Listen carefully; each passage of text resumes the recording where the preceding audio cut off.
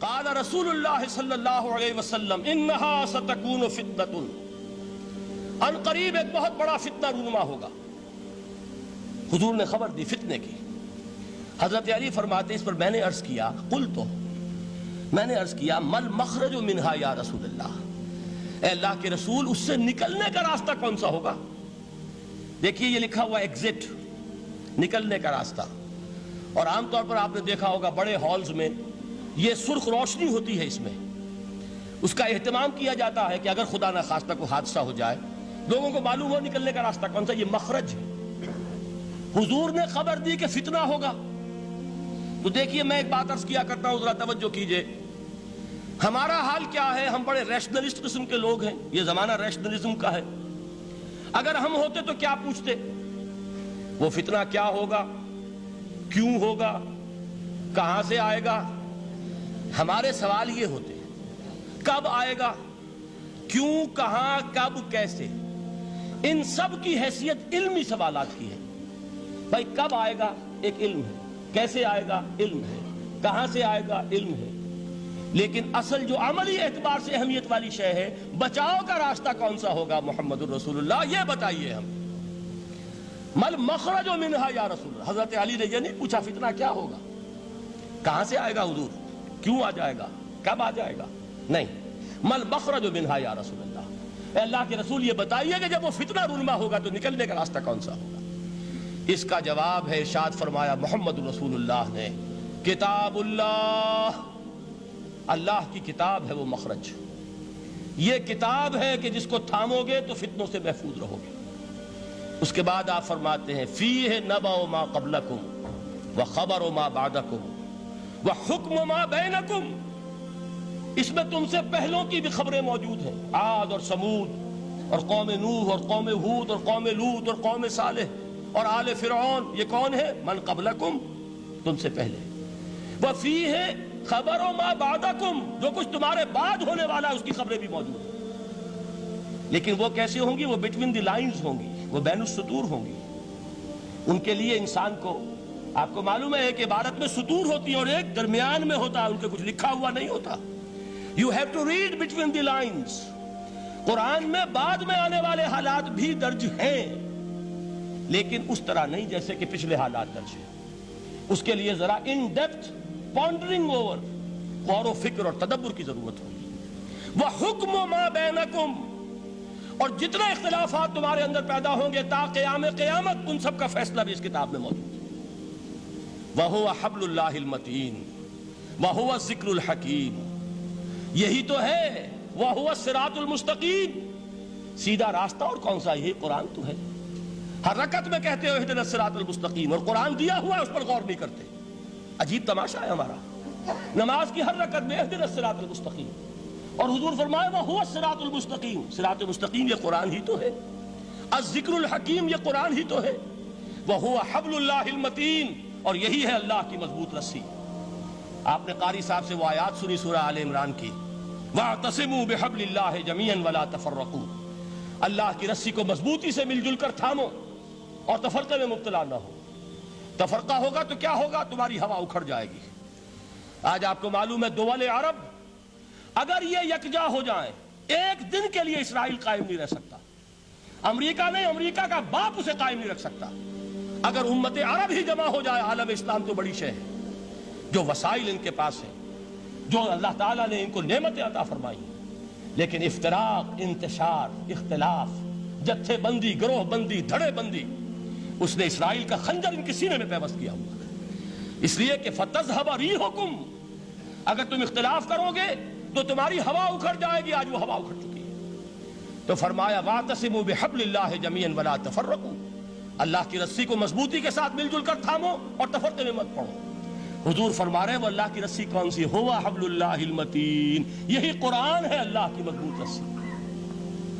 علامہ اقبال نے کیا خوب کہا ہے، علامہ اقبال نے قرآن اور حدیث کے حقائق کو جس طریقے سے اشعار کا جامع پہنایا ہے، وہ تو خود کہتے ہیں گوہر دریائے قرآن سفتام، میں نے قرآن مجید کے دریا سے موتی نکال کر اپنے اشعار کے اندر میں نے چن دیے ہیں، میرا کام اور کچھ نہیں ہے۔ موتی کوئی بھی غواص پیدا نہیں کرتا، دریا کی گہرائی سے نکال لاتا ہے۔ یہ میری حکمت نہیں ہے جو میرے اشعار میں ہے، یہ میں نے قرآن مجید کے دریا میں غوطہ زنی کر کے اس سے یہ موتی نکالے، گوہر دریائے قرآن سفتام۔ اب دیکھیے اسی حدیث کے اس ٹکڑے کو کیسے شعر میں لائے ہیں۔ از یک آئینی مسلمان زندہ است، پے کرے ملت سے قرآن زندہ ہست۔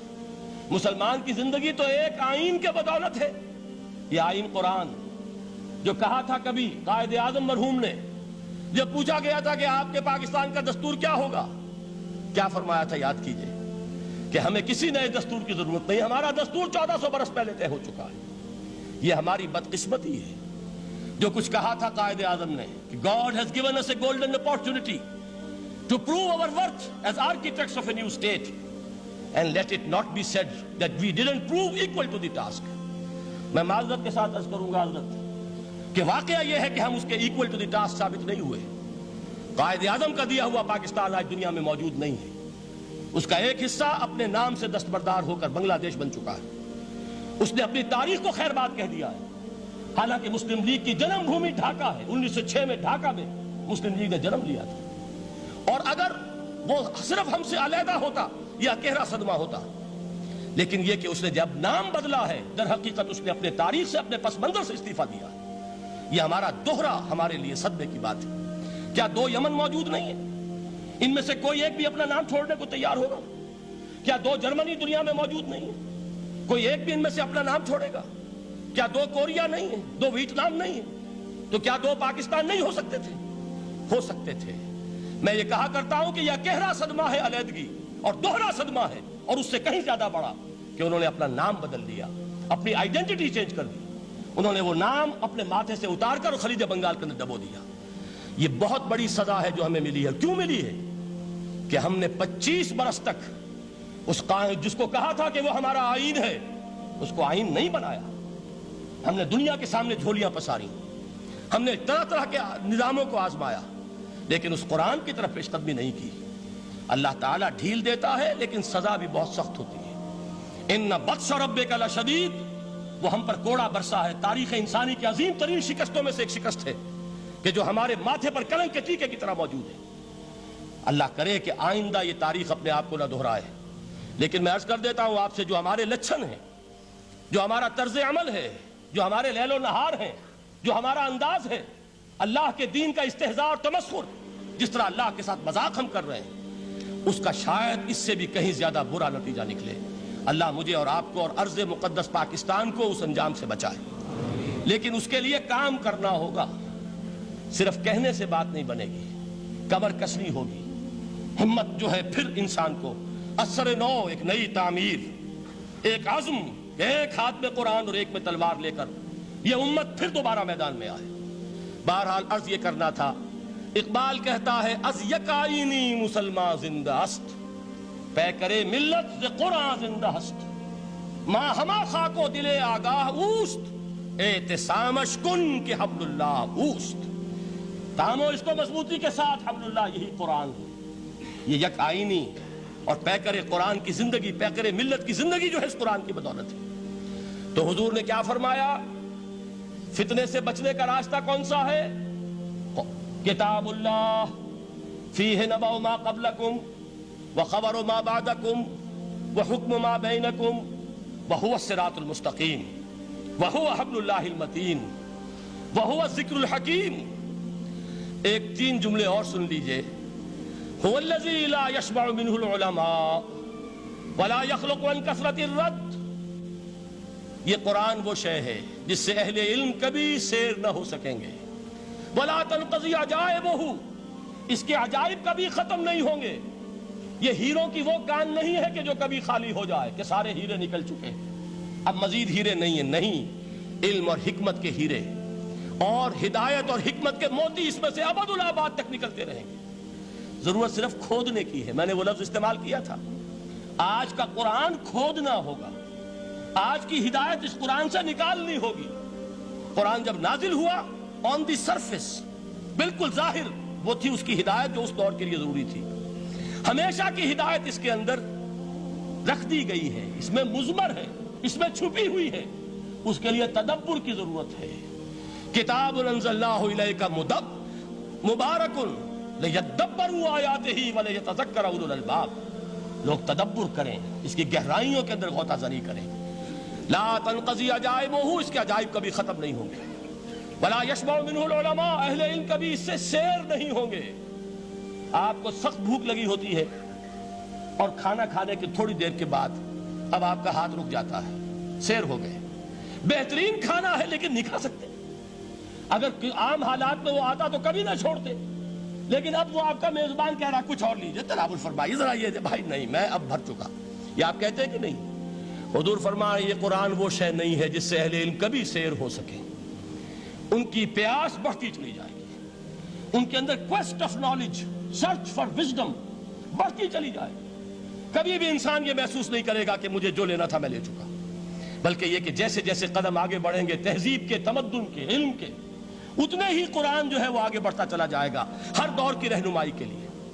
لا تنقضی عجائبہ ولا یخلق عن کثرت الرد، بار بار کے پڑھنے سے اس پر بوسیدگی طاری نہیں ہوگی۔ دنیا کی اور کتابیں ہیں، ایک دفعہ پڑھ لیں گے، دو دفعہ پڑھ لیں گے، تین دفعہ پڑھ لیں گے، چار دفعہ پڑھ لیں گے، پھر جی نہیں چاہے گا۔ لیکن یہ کتاب وہ ہے، امام شافعی کا میں واقعہ آپ کو سناتا ہوں۔ وہ یہ کہتے ہیں کہ ایک مرتبہ میرے ذہن میں یہ سوال آ گیا کہ اجماع کے لیے بھی قرآن مجید میں کوئی سند ہے، دلیل ہے؟ سب مانتے ہیں کہ اجماع جو ہے سورس ہے قرآن کے اسلامی قانون کی، جس پر کہ امت کا اجماع ہو جائے۔